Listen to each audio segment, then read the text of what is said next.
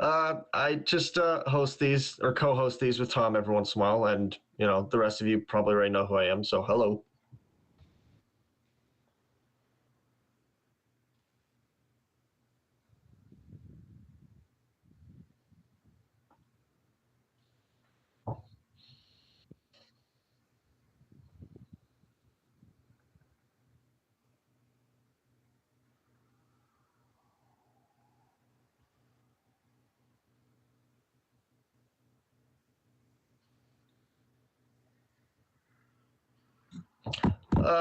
Based on events that transpired after the fact, I would say that's definitely fair.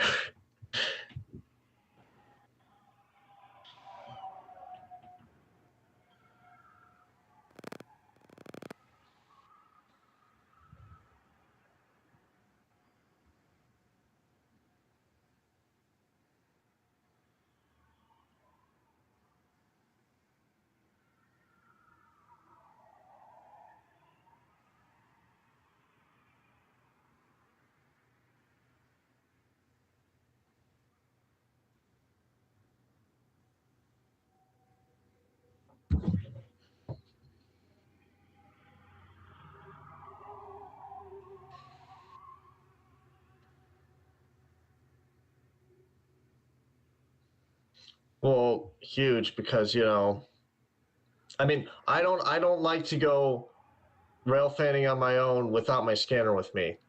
I want to know what's happening even when there's no trains around, because sometimes you'll hear like the lineup, how many are, oh, we've got a few westbounds, or you'll hear like the interactions between, in this case, the bridge tender and even the barges and stuff, right? Like there's other things there that you wouldn't be able to get the context for otherwise, unless you just it's better than just sitting around and waiting. You get to hear what's going on, so I can appreciate that. Yeah, so I just realized I had muted myself when we started the program. They could only hear you, Noah, for the first I 2 minutes figured here. that when people said, "Who are you?" and "What's up with Tom?" Right. Oops. So, Well, I'm here now. I'm Tom Hogan. I'm going to introduce myself again, the owner and operator of Steel Highway Railcams. And I have Noah Bolte here with me. And yes. sorry for that awkward intro. That was definitely me talking to myself just then. Yeah, I mean, isn't that what you do every day? I mean, no. That is exactly what I I'm do. kidding. I'm kidding. Yeah, So, no yes. money, though. Hello to everyone in the chat. Good to hear from you. We're very excited to be in Fort Madison. We're very excited to have the Lost Duck Brewery. I'm going to mute the dispatcher here for just a moment. We're very excited to have the Lost Duck Brewery as our new host in Fort Madison. We are, as I was saying before, literally just a block down. It's almost the exact same view. The other thing I will mention is that this is a PTZ cam, but we're not operating it as PTZ yet because of the internet connection. We're waiting on the host to upgrade his internet connection. I do not have a time frame for how long that's going to take, but I've had several conversations with him. I'm confident it's going to happen. We just need to be patient. And once the internet connection is upgraded, then this will be operated as a PTZ cam. So thank you in advance, everyone, for your patience, and I wanted to get that out there so that everyone is on the same page. When we have a time frame or an install date, you're going to know in advance, because we're going to have to shut the camera down for a bit while the service is switched. So just be aware it's coming, but I don't know when. So, Noah.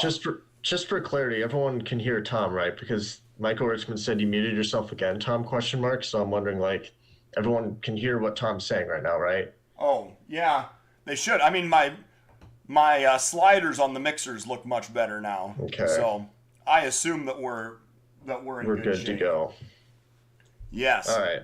Now, do we have some timestamps, Noah? We do. We have a few. I didn't obviously get every single thing because a lot of the trains that go through Fort Madison inherently look identical. But let's start out with we got a westbound feed train at 6:12 this morning.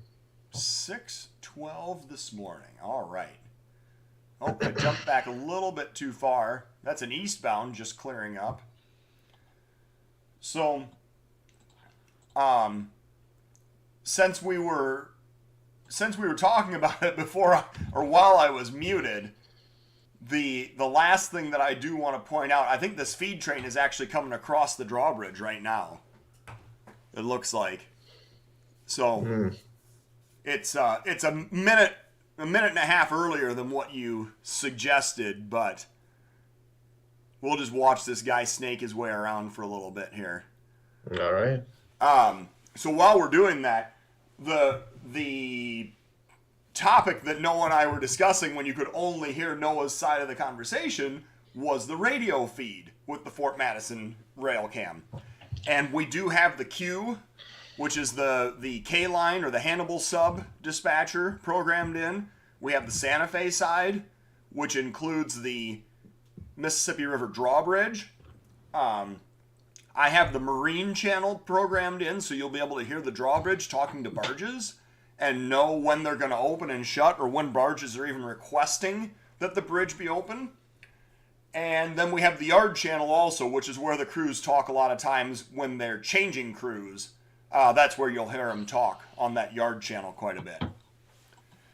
So, yes, and obviously everyone loves the radio feed, right? That's the thing that I try to do that really distinguishes Steel Highway, is including that radio feed anywhere that I possibly can. Yes. It does make the difference in my mind anyway. You know, I like to hear what's happening. Yes. Oops. Oh, shoot. I'm sorry. We were so close. We had the train right there. And I clicked on the wrong thing. Oh.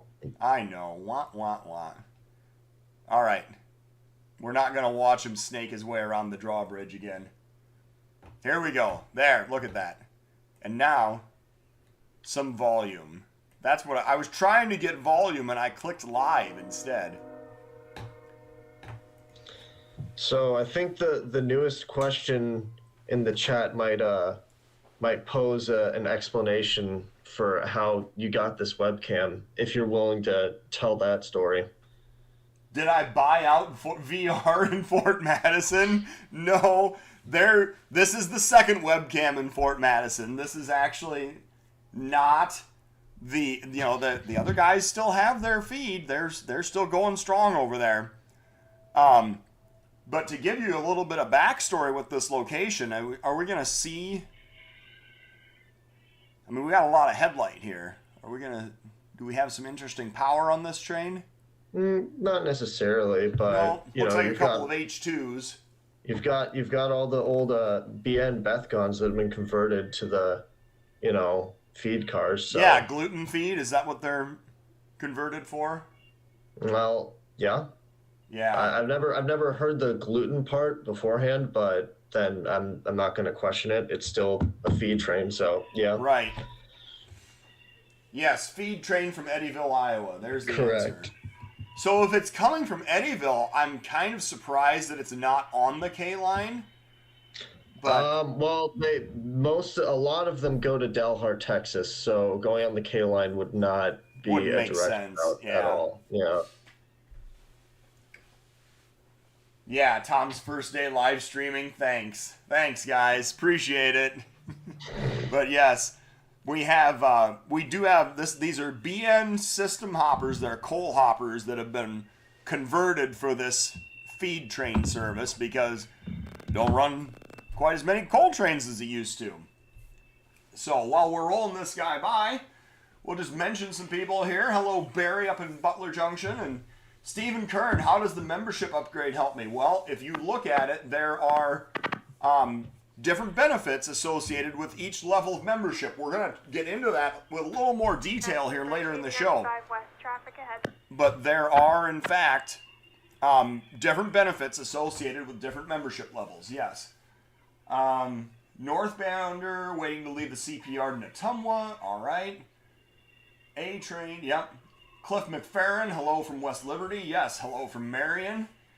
Michael Richmond is on here. Ian from Minnesota. Yardmaster Tom. John Below. John Bulio, yes. I butchered that name. I do every time I try to pronounce it. Santa Fe Man, Larry Osborne, M. Helium, Mid-Iowa Rails. Hi, guys. Thanks, everyone. We got 43 people checked in here already. This is awesome. Who else have we got here? Joseph Lewis. Scanning down. Dave Kroger, always a pleasure. Papa Brian. Mark Dallas. Hello. Hello, hello, hello. Andrew Shue. Zach Bovitz. Giles playing hooky from work apparently, checking into the program. He must be on his lunch. I'm sure he's on his lunch. Zach Bovitz, Larry Osborne, Kroger Osborne. Yep, A-Train, we got it. All right. Hello, everyone. Barry Anderson, hello to you too. Good to see everyone checking in live.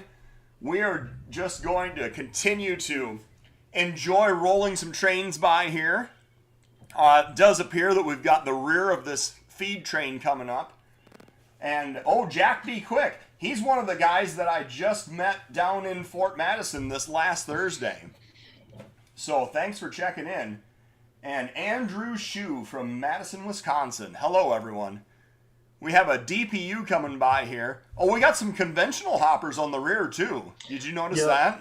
Yep, sometimes they have those, or every once in a while you'll see like some tank cars on these feed trains as well, on the rear or the front, just depends. Yep. So, that was our first roll by. Noah, have you got another timestamp for us here at Fort Madison? I do. Let's take a look at a K-line train at 7:28. 7:28, so just about an hour from now. We have a beautiful sunrise here in Fort Madison. That's one of the things that I've probably been the most impressed with is I've watched 3 straight sunrises at Fort Madison that are just stellar every single morning. Mm-hmm. And I realize that has a lot to do with the orientation of the camera and the fact that the river doesn't really run north and south so much here, but rather east and west. So, look, we got the bridge swinging out there. Look at that. Oh, yeah. I happened to just stop at the point where we're watching the bridge open. That's fascinating. Well, obviously, the Mississippi River is open for barge traffic again. Oh, yeah. Oh, yeah. It was 7:16. Is that the time you gave me? We're looking at 7:28. Oh, 7:28. All right. I apologize. Apparently, I listened to you about as well as I listened to my wife, or so she says. Okay. A little bit of self-deprecating humor there for anyone that's married. They'll understand it. Mm-hmm. And here comes our K-line train. Loaded coal train, I'm guessing. Yep. Nothing too fascinating about it. I just figured that if we're going to show off the new webcam, we might as well show that there are, in fact, 2 lines here, despite it looking like a pseudo triple track. No, these are, in fact, 2 different lines. So this is the heritage here is that the train that's in the foreground is on the former CB&Q, and then the 2 main lines that are over there by the Santa Fe locomotive, those are the Santa Fe mains. So the Q is it's the K line, which it's referred to for Keokuk, which it goes through, or the Hannibal sub, running from Burlington, Iowa, through Keokuk and Fort Madison down to Hannibal, Missouri. And then on to St. Louis from there. Yeah. So this guy is going south with, it looks like a pair of GEs. Oh, no, that second one is an Ace. Look at that. I think the first one was an Ace, if I remember correctly, when I was going through this. Maybe the camera resolution is just playing tricks on my eyes, but let me see. I don't recall. I went through so many timestamps. I don't remember what we've got here, but it's starting to roll by me on my end. Okay, yeah, no, you're right. We've got a Gevo on the front, Ace on the rear, or yeah. Ace second out. What plant is it going to? We would have to be able to pick out the reporting marks. I'm going to say, well, the K-Line has some pretty easily distinguishable trains because you've got the the yellow markings that don't go all the way to the end of the of each car. So I think these are Rush Island loads, if I'm not mistaken. I'm pretty sure these are Rush Island loads. Now, I'm going to point out another great little feature about this too. These K-line trains that are going either north or south on the K-line, they go by the cameras at Mount Pleasant, and they go by the cameras at Ottumwa.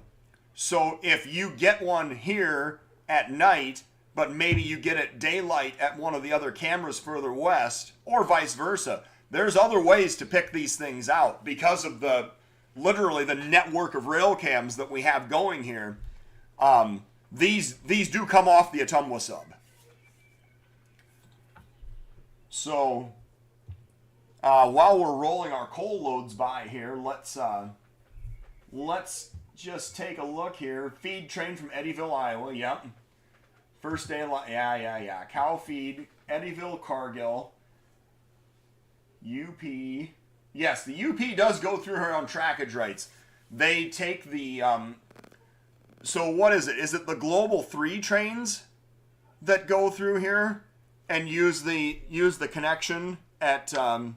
I'm pretty sure these are I think these are mostly Global 4 things because that would be in Joliet. Yes. I think. Yes, G4 is in Joliet. Yes. So the UP does have a pair of trackage right trains, I believe. They're running 2 in each direction right now. And they change crews right here at Fort Madison. And they take the connection at Edelstein to get back onto get into Joliet and up to G4. Yes. What else do we have here? Lodestone, hello, how are you doing? And Lodestone, Santa Fe man, Scott Smith, Guttenberg at 12:08 p.m. Shuttle train going. He says it's going to Ameren, Merrimack. I've never heard of that place. Interesting. I have not heard of it either. It's a bizarre name. But yes, the yellow stripes, they should be UCEX markings. That I have seen that before, yes. Global 4, to and from Tucson, Arizona. Yep, 1 each direction daily. Sometimes a second one. All right. Z, CIG4, and City of Industry, California. All right. Well, that's interesting to know. All right. So we rolled our coal train by. That guy is on his way. Obviously, he's quite a ways on his way because it's like 5 hours ago. So what do you got next for me here, Noah? I Googled the name of that power plant. That is essentially it's still the Rush Island power plant. So yeah, same place apparently. I just didn't know it had that weird name. Our next timestamp we're looking at is 8:17 this morning. 8:17. All right. And if we jump ahead here a little bit, 8:01 and 8:08, not quite far enough. Got to go a little bit further. We're gonna get there. Zach Bovitz is correct. These go to City of Industry, not Tucson. All right. They do go through Tucson eventually, but yeah, they don't terminate there. Right. We'll get you going. And we're here at 8:15 now. We missed it, but the bridge is closed back up, which would make sense if this next train you're giving us is probably a Santa Fe train. It is. Yeah. So, with a little better resolution, be able to make out those signals down in the background also. What will be the PTZ change? Well, that's not going to happen until the internet connection is upgraded. But this is a PTZ camera, and it is actually able to be utilized as PTZ. However, we're not doing that because of bandwidth limitations right now. All right, so we are at, here, we can hear him now. Gates are coming down. So, just a little more about the history of this whole place. Excuse me. we talked about the CB&Q side, and there's our eastbound BNSF train. 3 motors and looks like domestic containers. Amazon, Walmart, JB Hunt. Do we know if this is a mail train, as the BNSF likes to refer to them? But with pigs on the rear, yes, there are some. You've got some roadway, some yellows. I think even some UPS further down the way. But that's not the only reason we're looking at this train, as you'll see in a bit here. All right. So the nearest track to us is the CB&Q, former CB&Q main, and then BN, and then the CB&Q passenger depot is still down there to the right. And it's actually between the first and second tracks as you count out from the camera. And then the 2 mains are the Santa Fe from Chicago to Los Angeles, or the Transcon, as we like to refer to it. And this guy is eastbound on the Transcon heading toward Chicago.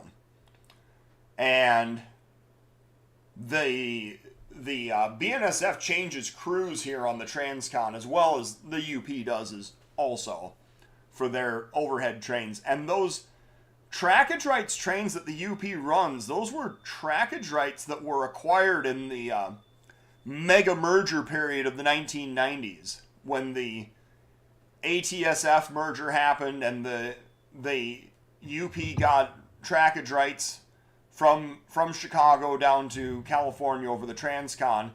And then when the UP got the SP in Rio Grande, the BNSF actually had trackage rights, which I don't know if they utilize anymore.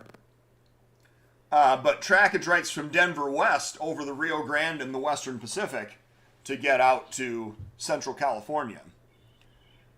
So, if anybody knows, I'm not sure. Yes, Amtrak does change crews here as well. That is correct.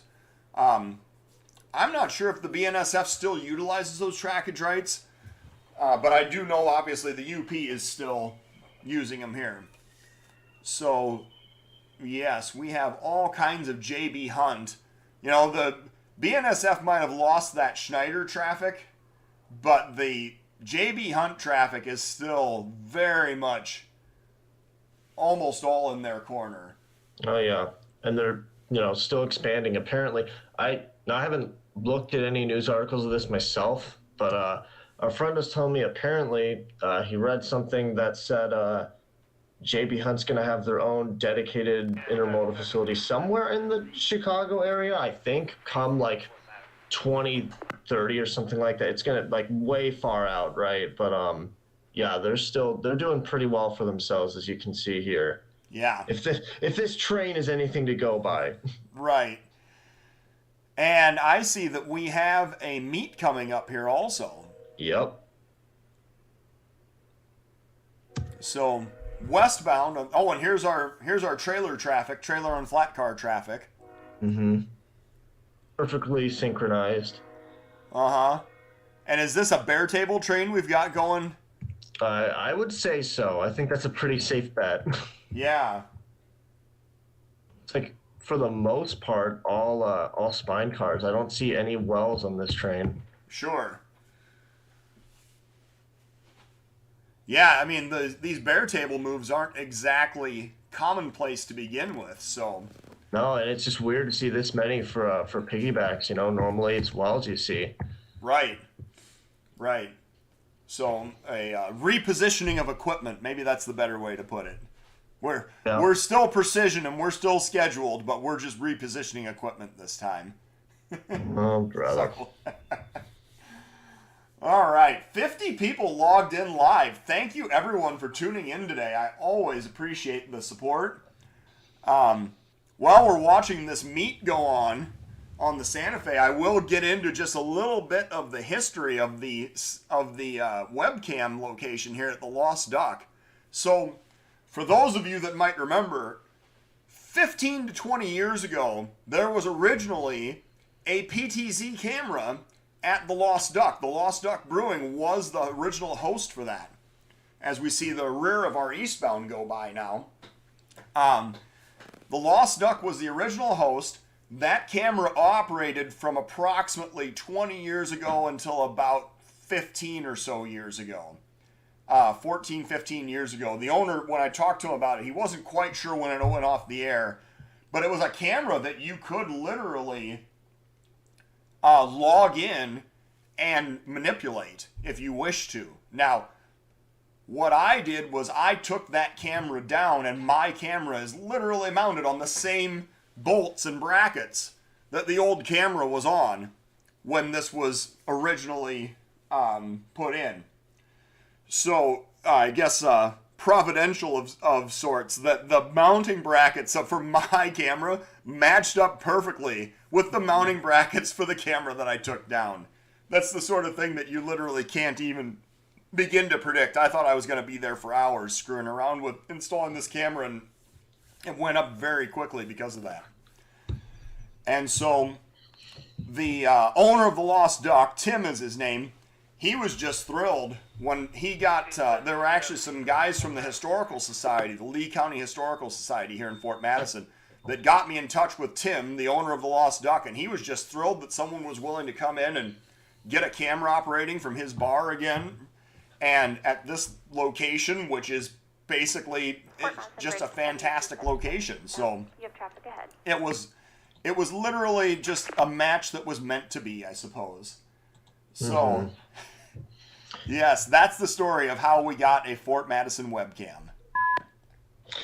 And I would say we don't have to finish watching this train. We can actually jump ahead to, I'd say let's check out maybe one or two more highlights. Let's go to 9:14.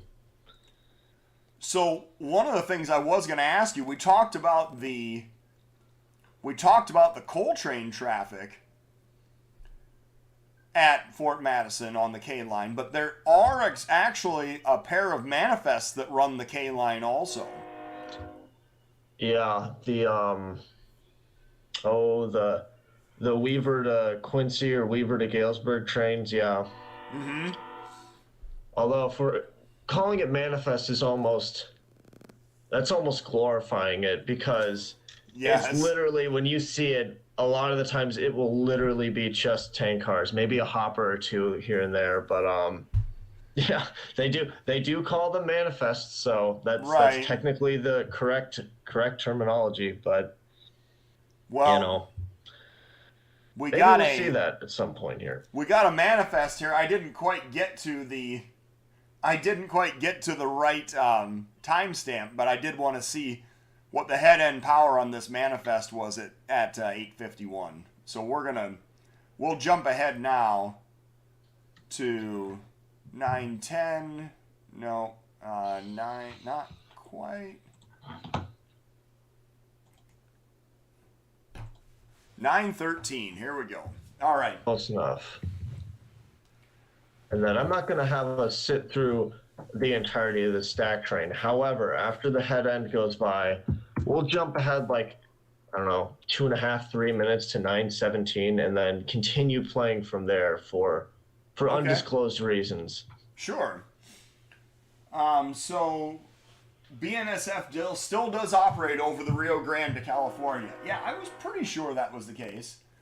Yeah, those repo moves, common sight.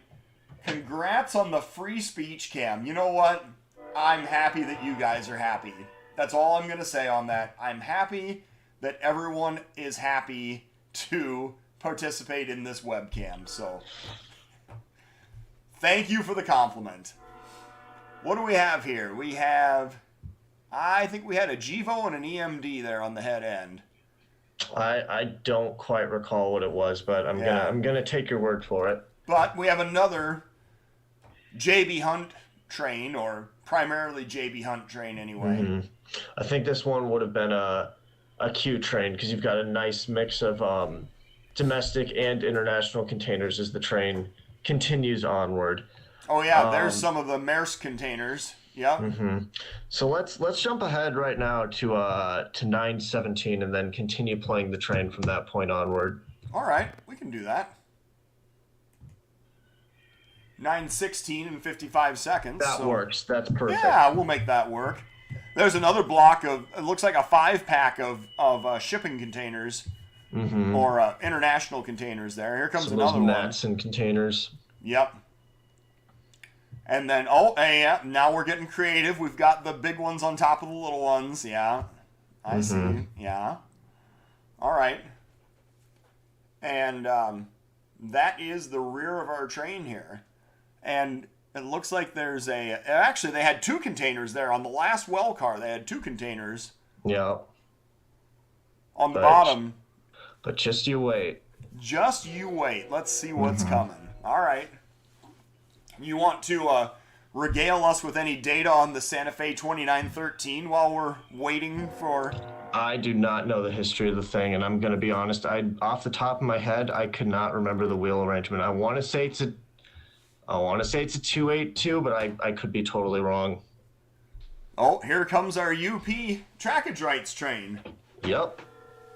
You know, it is kind of amazing to me. The UP obviously overpowers these, but I feel like that they make sure that there's no foreign power on these. They're always run with UP engines, so you can tell exactly what they are when they go by. Well, and even in the few situations where I have seen them with foreign power, well, usually not leading, but you can still tell because you've got the Pacer stack train, you've got the Swift. Well, that's not always a good indication, but you have Hub Group or the CSX container. They look different from the BNSF stack trains is basically the main point we're trying to get across here. Also, the fact you've got the Schneider containers, which have turned over to the dark side and betrayed BNSF and gone to the UP. So Schneider containers still continue to ply these rails, just not on the same trains. Yeah, and the EMP containers that the UP manages the pool and has shut the BNSF out of for years. Mm-hmm. Yes. And and I guess you also get EMP containers on here, which, speaking of shutting out, CP got shut out of that by UP. So yes, they did. We're just continuing that theme here. That's right. Yeah, this looks like a Clinton sub train, honestly. Swift containers, XPO logistics, EMPs, yes. Yeah. This could easily be any of the dozens of Z trains that run on the Clinton and Boone subs through Iowa. Oh, absolutely. All right, so that UPS trailer, every time I see that throws me. When they put a trailer in a well car. Yeah. I feel like that they're just asking for trouble when they do that. But you see it occasionally, and it's like, did you just run out of spine cars? I mean, what happened here? Apparently so. That bare table train that took them all west, that's why they ran out. They just didn't leave a single one left for this UP train. Yep. The BNSF stole them, and they didn't give them back. Hey, so while we're rolling this guy by, I did look up the Santa Fe 2913. It is a Northern. And it was built in 1943 by Baldwin. And it looks like it was retired in 1959. So, towards the end of the times there, wow. Yeah. Well, I know that the Santa Fe, because of the lack of water, they switched over the west end to diesel very, very early, running through, California, Nevada, or not Nevada, Arizona, New Mexico, West Texas. All that got switched over to diesel very early. And and here's some containers on the trailer on flat car on the UP train as well. So I know that the west end of the Santa Fe got switched over to diesel very, very early. And here's our DPUs. Oh, it's mid-train DPUs. We got more train coming. Yeah. All right. But the east end did survive with steam, obviously up until 1959, 1960, somewhere in there. Yes. So what do we got? Let's look through some more. Let's look through some more comments on this here. Northbound at Manly. Sioux plant in St. Charles County above St. Louis. Okay. Railcam locations coming in the future. There are Clinton, Iowa. Amtrak changes crew. We're going up to Munger in Minnesota. Southern Pacific. Oh yeah, so I forgot about that. The SP did have trackage rights after the SPSF merger failed. They did have trackage rights over the Santa Fe for a short time.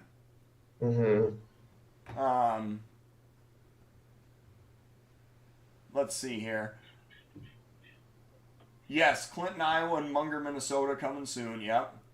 And Repo. Yep. Common site. All right. Free speech cam. K-line. Yep. We got it.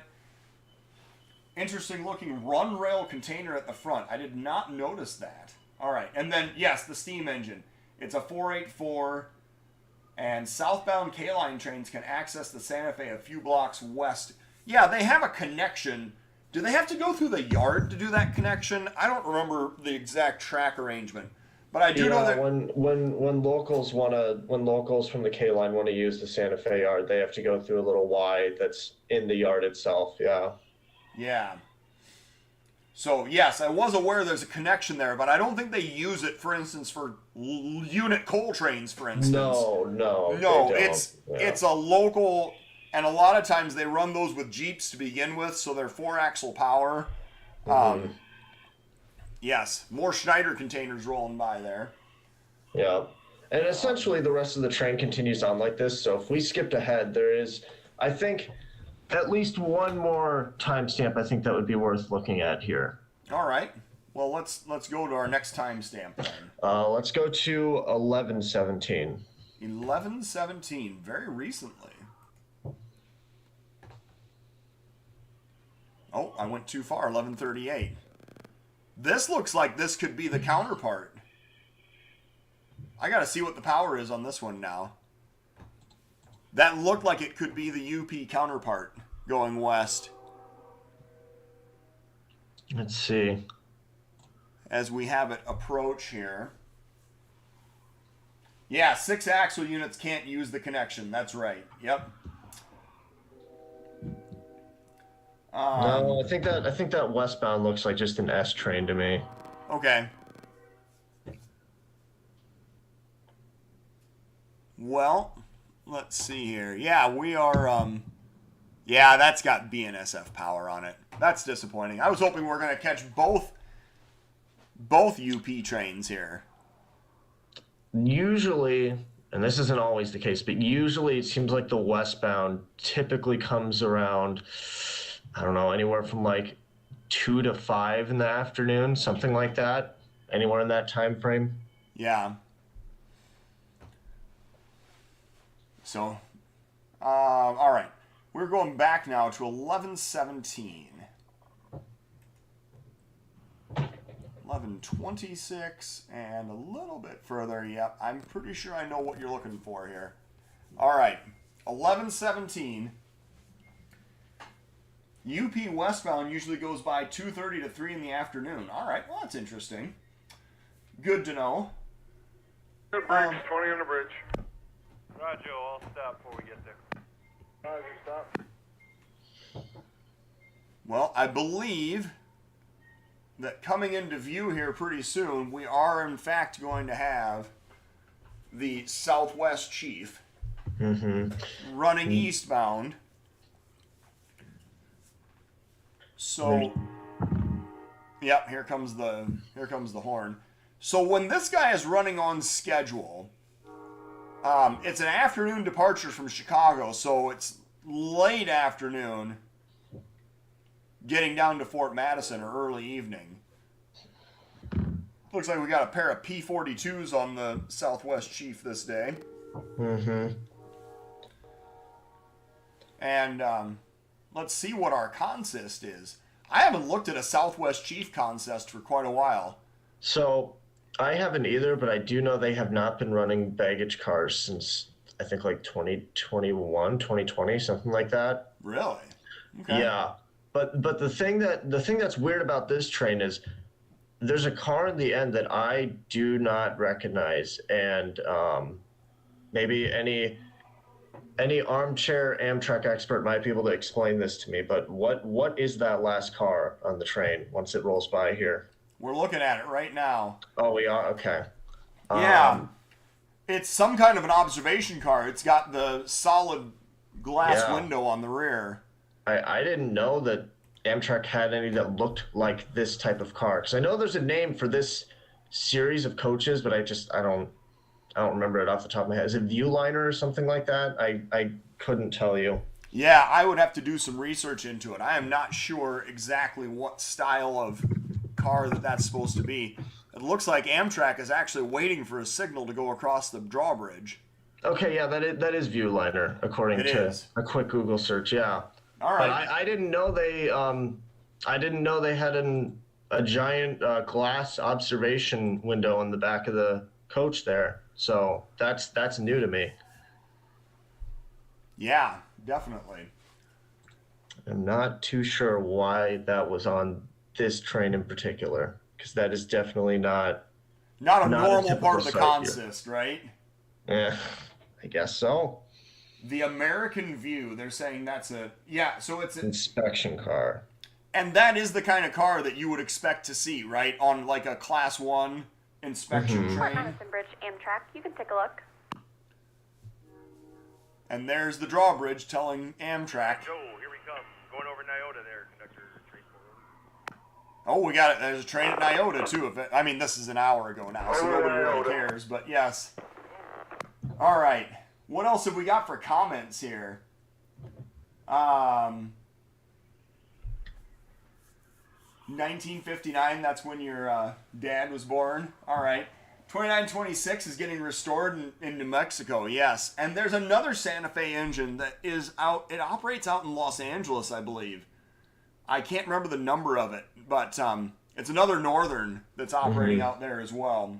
I know the one that toured the Santa Fe back in the 90s. I know Yes. what you're talking about. Yeah, and apparently A-Train is saying that the American View, and so is Zach Bovitz, they're saying that the American View is a one-of-a-kind inspection car. So we got pretty lucky here today, actually, it sounds like. Yeah, no kidding. Good catch. So, all right, we have got a few more comments here. Smashed Caboose, SP Trackside, thanks for checking in, guys. Scott Smith, southbound CP at Guttenberg. All right, well, we're probably not checking in too much on the CP today, but we certainly will in a future show. Oh, Ski Train coming east on number 6. Interesting. Ottumwa in half an hour. All right. Well, that's good to know. So after we're off the air, should definitely check out the Ottumwa and Mount Pleasant webcams to see the Ski Train getting deadheaded east with the California Zephyr. 6:30 p.m. Larry Osborne. Yeah, all right. I think that pretty well. Yep, inspection cars. That is 3751. I don't know. It could be. I think Alan, that sounds right. That sounds right. Yeah. So, Alan Hunt, better late than never. Alan Hunt, we always appreciate your contributions. Anytime that you can jump in here and give us train symbols, we love it. So, all right. Well, I think that is going to about wrap us up for Fort Madison today. We are going to move on to a few other things in the course of the program here. One of the things that I'm going to pull up here next is we're going to talk about the Davenport train show that is happening this weekend, Saturday, April 1st, at the Mississippi Valley Fairgrounds. And Steel Highway will not have a table there this year, but there's plenty of fantastic places to check out at, lots of vendors. They sell out those 250 tables every single year. I believe this is now the biggest train show in the state of Iowa. So check out the Davenport Model Train Show on Saturday, April 1st, 9:30 to 3 p.m. on this coming weekend. And we will do a Facebook post about that probably later in the week as well, so that everyone knows what is going on in the state of Iowa. And we're always happy to help support events that are going on for other people as well. All right.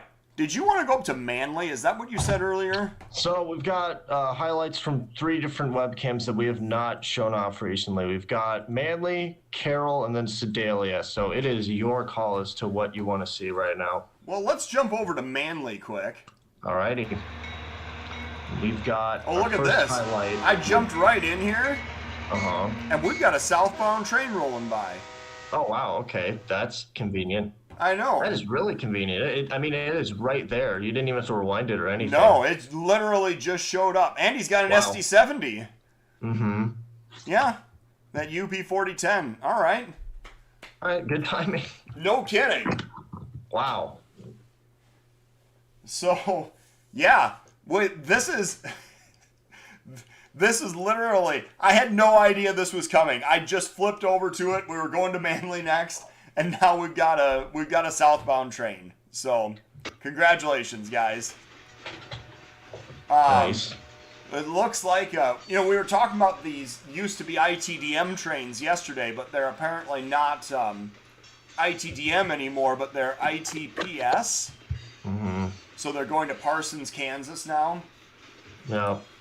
And, but this very much looks like an Itasca-based train. There were some potash hoppers there on the head end, lots of loads of lumber.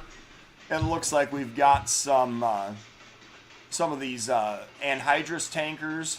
Mm-hmm. And then we say that, and then of course, if we guess that it's an Itasca train, guess what? It's going to be a South St. Paul train, so we're just going to get clowned on either way. Yeah, probably. But, sometimes you got to put yourself out there and make a guess. Mm-hmm. Maybe we can get some confirmation from certain individuals in the chat here. Yes. But let's...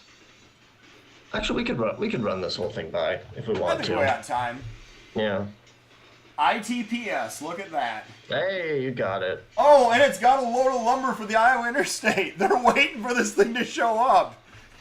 Oh, so are those the lumber loads that go up to on the Grimes line? I'm assuming. Probably, yeah. I think that's pretty likely. Given that Alan Hunt was, the last program we were talking about the hazmat tank that made it to West Liberty, and Alan Hunt was able to go back and charge billing to the IHB because of an error delivery. So. Really? Yeah, I'm serious. It's a great story.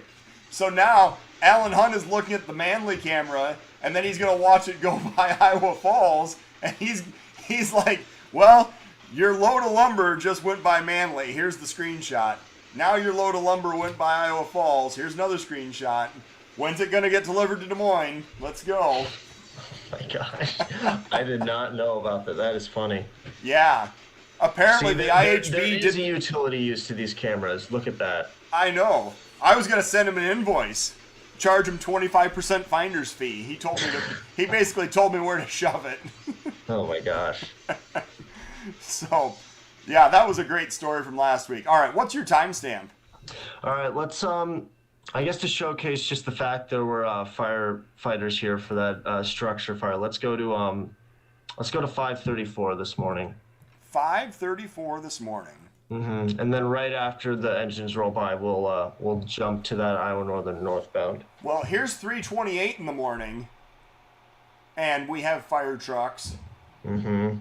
Most of them had cleared out by the time the train had gone by at 5. I kind of wonder. I mean, I get the fire was pretty far from the tracks, but during the fire there were no trains that went by. So I'm kind of curious if maybe the railroad had been contacted while this is going on. Yeah, to hold traffic. That's very possible. Yep. Let's see here. 4:48. We'll go a little bit further, and we're going to find, here we go. I think I found it. 5:34 a.m. Yep. We've got one fire truck left on property. Mm-hmm. And it looks like a northbound train coming up. If I'm reading the angle of the headlights correctly. You are. So, yeah, I'll tell you, we certainly hope that no one was injured in the fire this morning. There was in fact a structure fire just outside of the view of the camera. I think somebody first noticed it about 2:45 in the morning, it looks like. 2:45 a.m. is what Tyler says. So, and we have got a northbound, it looks like this is going to be a South St. Paul train going north. It's a pretty reasonable guess. Yeah. And they are absolutely crawling through there. So, yes, hopefully everyone is safe and sound and that no one was in the structure when it actually caught fire this morning. Yeah. All right. While we're rolling this northbound by, I am going to talk about the memberships, the channel memberships a little bit here. I have actually made a small edit to the channel memberships, and I'm going to pull this up just to make sure that I have exactly the right data in front of me. But basically, we've had a ton of people sign up for channel memberships in the last 4 days. You know, no big surprise, right? The viewership of the channel has gone just bonkers. And hey, look, there's one of those rectangular coil cars that you love so much.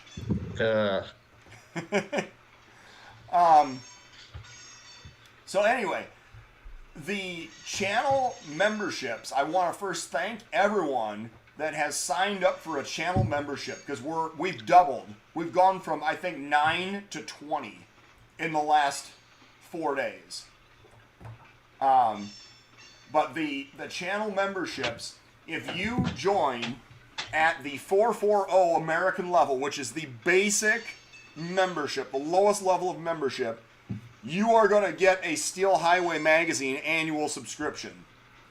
And, you know, you say, all right, so $4.99 a year translates into $60 over, you know, or just a little shy of $60 for a year, right? And I sell the subscription for $48. So basically, if you want to do the subscription on a payment plan, you can do it for $5 a month. And you can have a Steel Highway subscription for $5 a month through the YouTube channel. Otherwise, if you want to pay for the whole year in advance, you can just pay the $48 and you get the whole year that way also. So it's up to you however people want to do it. I appreciate the support either way. I will tell you that the reason for the difference in the price between 60 and 48 is because YouTube does take a small percentage of that money. So I don't get the whole $60. What I get is actually closer to 50. And so, you know, you pay a little extra to do the monthly plan, or you just pay the $48 for a year and you can have a subscription that way. But either way, you can support the channel by going to steel-highway.com and subscribing to the channel, or subscribing to the magazine, or you can subscribe to the magazine now via the YouTube channel. And then the next level is the 460 10-wheeler, which is where you get a magazine subscription and a ball cap. The 282 Mikado, you get a magazine subscription, a ball cap, and a camera strap. And then that's $4.99 a month, and then $6.99 a month for the 10-wheeler, $8.99 a month for the Mikado, which is where you get the magazine, ball cap, and camera strap. And then if you sign up for the big boy, it's pricey, it's $50 a month, but you can name a camera location and make it reality. So thank you to everyone who has joined the YouTube channel as a member, and know that I am just infinitely grateful to you for the support that you have given to Steel Highway. So, we are at 12:55. This guy is rolling by pretty slow, so let's jump over to another camera. Why don't we go over to, well, did you have another timestamp from Manly? Yeah, we can. We've got the northbound Iowa Northern at 7:51, and then there's a southbound UP local at 10:55. So take your pick. I think we can hit both. We'll Okay. get Carol next time All right. because we want to make sure that Carol knows that we still love her. Yes. The running gag. What time did you say that was? Let's do 7:51 for that Iowa Northern. 7:51. All right.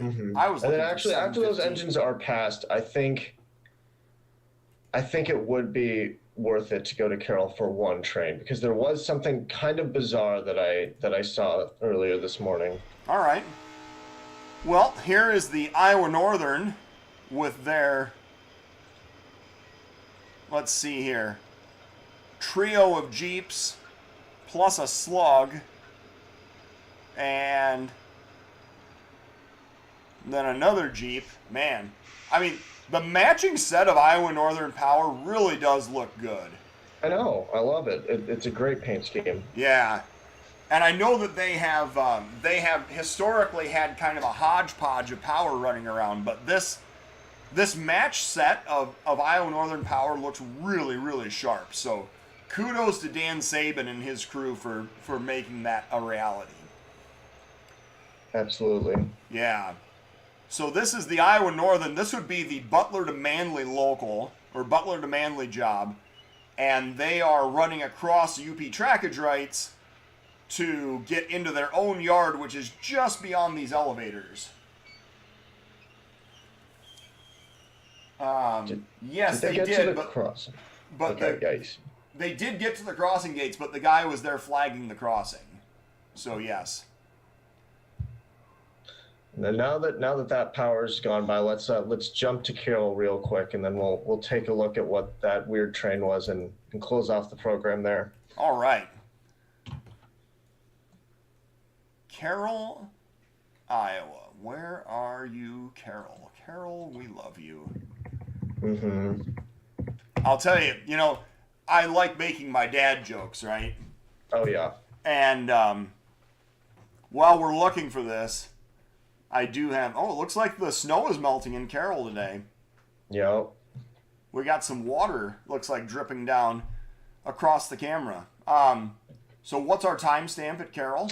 8:45. 8:45 a.m. All right.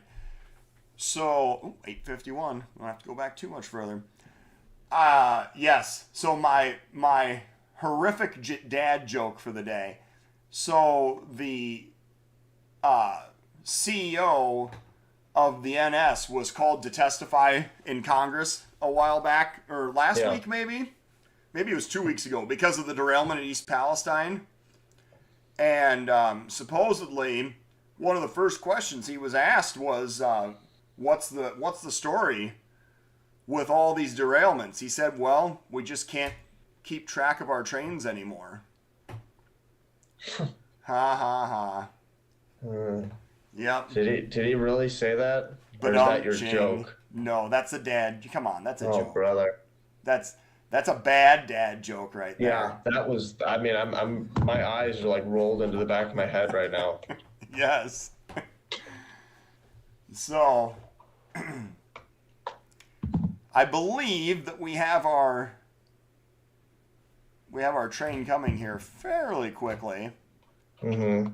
Should be a very quick train. Oh yeah, a shorty. That and just the speed of it as well. Oh, here it comes. All right, eastbound.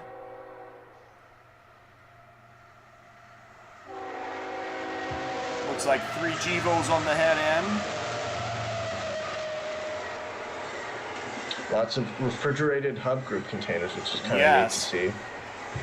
Definitely. The remnants of the old salad shooter trains, perhaps. Maybe. Then we got some standard domestic containers here. EMP, Pacer Stack, CSX, Expo Logistics, STL Logistics. I'm sorry, STG Logistics. Just about your typical dog's breakfast of UP containers. Yeah. But that's not what's interesting about this train, as you'll see in a little bit here. I trust you. We'll get to the end of the train here, see what's coming. This guy is he's definitely cruising through town at track speed. You know, yeah. Make no mistake. So we're at Clinton on we're on the Boone sub at Carroll, Iowa. Our host is the Carroll Chamber of Commerce, and here's some DPUs. We got 3 DPUs. This is, I mean, if you ever need an indication, you had 2 trains that were tacked together. Yeah, that was, well, I almost want to say that was just the one train, because I thought UP has some, well, I mean, I've been told this by people who supposedly have UP contacts, but I haven't heard it from a UP guy specifically, but supposedly they try to avoid doing piggybacks on the head end these days, so I'm gonna say that this is just all one train, but, you know, maybe someone can show me up on that and, you know, let me know otherwise. But what was weird about this train is, like, on Z trains and just stack trains in general, the most mid-train power I've ever seen for UP stack trains has been 2. I've never seen 3 before, so that was kind of cool, in my opinion.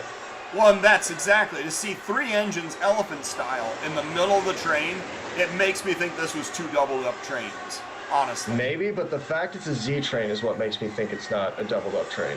Right. Like, if it were, say, just domestic or just international containers, then I would be definitely willing to entertain that thought. And it seems like someone says that it is a LTG2, so all right, there we go. And that's, I think, Lathrop, California, if I'm not mistaken. Yeah. Well, yeah, very, very kind of strange Z train. Yeah. Well, thank you everyone for tuning in today. We have 55 people online, so appreciate all the support. Make sure and check out steel-highway.com and order your magazine, order a hat, order a camera strap. We got all kinds of fun stuff. And we are looking for heritage units and fallen flags for the next issue. The deadline to submit photos for the next issue of Steel Highway is Saturday, April 1st. So make sure if you want to send in photos, send them to thesteelhighway@gmail.com. So thank you, Noah, for being on with me today. Appreciate it as always. Yep. And thank you, everyone, for tuning in and offering information and helping us navigate this program. We appreciate all the comments and everyone tuning in. So we will see you. Oh, programming note. Next week, we're going to do Monday and Wednesday next week. Monday, we're going to have Sean Hoppert from the New Berlin Train Show on. And Wednesday night at 9 p.m., we're going to have Scott Dolink from RRHMA on as our interview guest. And he runs Little Silvis Shops also, if you see his ads on Facebook. So come check us out next week, Monday at noon, Wednesday night at 9 p.m. Thank you, everyone, and have a fantastic week.